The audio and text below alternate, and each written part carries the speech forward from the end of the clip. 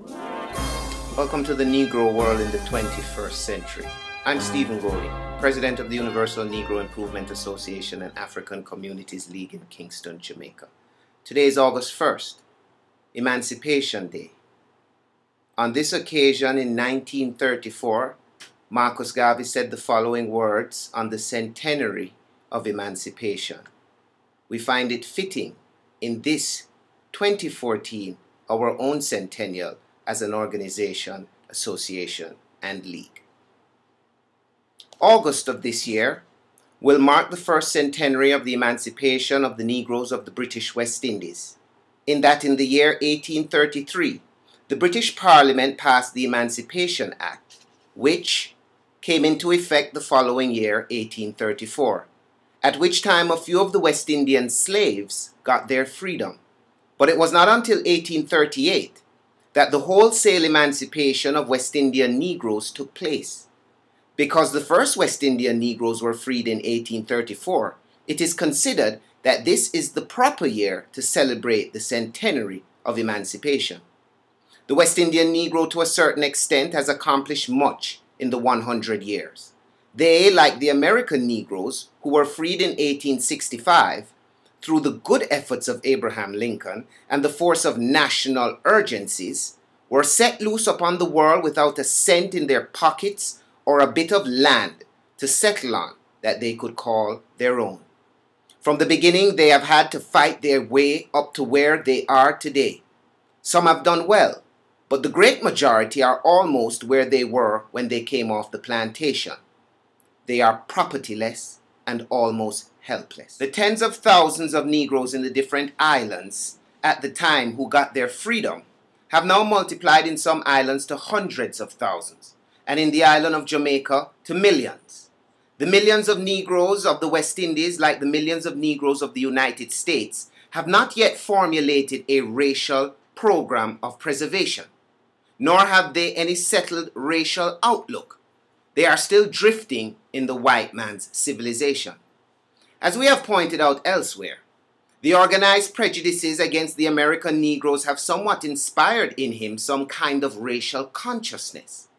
That is due to the fact that he is a minority in the country of his adoption, while in the West Indies the Negroes are in the majority, and so it would not be good policy to encourage racial antagonism. Therefore, the West Indian Negroes have grown up without racial consciousness. This has contributed much to his weakness and his inability to accomplish much by himself.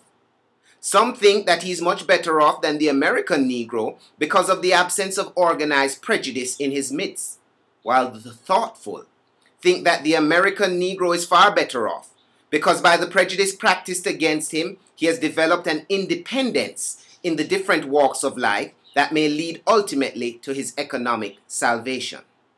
The two branches of liberated Negroes have grown up separate and apart, without any recognition of their kinship. During the slave trade, Negroes were often shunted from the West Indies to the colonies in America. And most of the American Negroes today can trace their origin back to Negroes who were shipped from Africa via the West Indies, and to a large number of those who were sold from the West Indian islands to slaveholders in the southern sections of the United States, then the 13 colonies.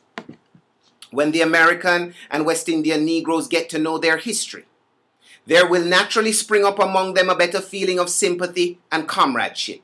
And when both of them become conscious of their own origin, they will have a greater love for the African, from whom they have sprung.